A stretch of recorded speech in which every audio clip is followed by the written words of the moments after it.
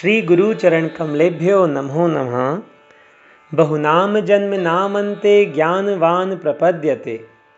वासुदेव सर्वमिति सा महात्मा सुदुर्लभा। आत्मदर्शन अमृतवाणी 2143।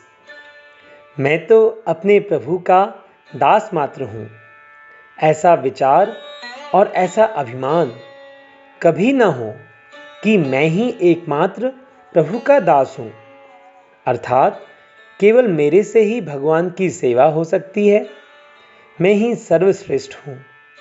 इस तरह से सेवक पने का अभिमान हो जाएगा, दूसरों को कुछ भी नहीं समझ जाएगा। इसलिए तो असली भक्त अपने को दासों का दास ही मानता है। वाणी 2144। जो भोले भाले सेवक हैं वे तो दासों की सेवा में ही लगे रहते हैं। हाँ, जितने संत उन्हें सेवा के लिए मिलते हैं वे उतने ही प्रसन्न रहते हैं। दासों की सेवा करके ही भगवान की सेवा का फल प्राप्त होता है। धन्ना जाट, कूडा कुम्हार, नरसी मेहता, तुकाराम जी आदि भक्त संतों की सेवा से ही पूर्ण हुए। इन्हें संतों में ही भगवान का प्रत्यक्ष दर्शन होता था। वाणी 2145। ज्यों-ज्यों मकान की मंजिल ऊंची होती जाती है, क्रम बढ़ता जाता है, वैसे वैसे मकान पर भार बढ़ता है और वह कमजोर होता जाता है। उनकी उम्र कमती जाती है। पर जो मकान दिखता नहीं, जिसकी ऊंचाई दुनिया में आकाश में छिपी रहती है, वह महल कभी गिरता नहीं, टूटता नहीं, बिगड़ता नहीं।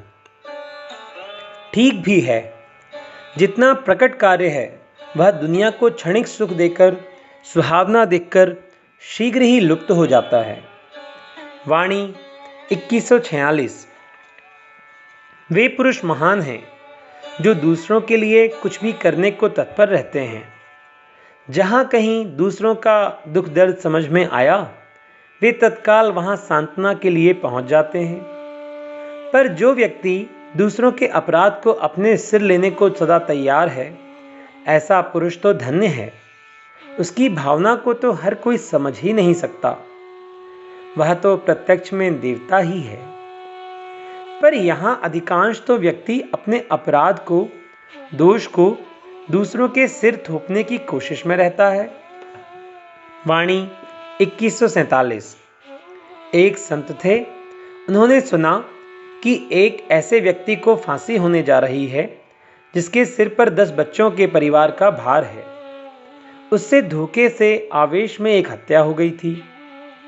ऐसे मौके पर जाकर उन्होंने जज साहब से कहा, हुजूर, अमुक व्यक्ति बिल्कुल बेगुनाह है।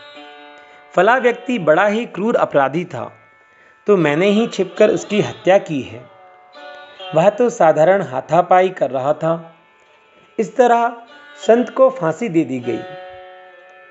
तब उस व्यक्ति ने उसी दिन से अपने घर में भगवान की मूर्ति हटाकर उस संत की मूर्ति पूजना शुरू कर दिया। ठीक ही तो था, वे संत नहीं भगवान ही थे, जो संत रूप थे, जो इस व्यक्ति को ज्ञान देने, सुरक्षा के लिए प्रकट हुए। वाणी 2148। जोरों की ठंड से शरीर कांपता है, खून शांत हो जाता है, शरीर में कपकपी आ जाती है, लगता है सब कुछ ठंडा हो गया। इसी तरह से दूसरों के दर्द में महापुरुष दर्द से कांप जाते हैं, सहम जाते हैं। हे प्रभु, उसे ऐसा दुख क्यों मिल रहा है?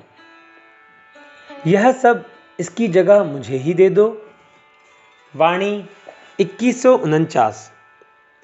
ठंडी गर्मी बरसात, क्या यह जीवन ही पार हो गया?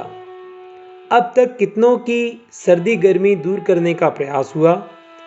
थोड़ा इसका अनुमान करें। कहीं ऐसा तो नहीं हुआ कि हमारे द्वारा दूसरों को दुख मिला? कोई हमें श्राप दे गया, कोई हमारी ओर से रोता रह गया?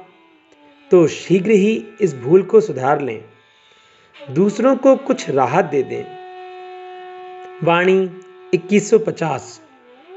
जान चली जाए तो कुछ नहीं, वैभव परिवार चला जाए तब भी कुछ नहीं, नाम चला जाए तब कोई परवाह नहीं, पर इतना सदा याद रखा जाए कि कहीं मानवता ना चली जाए।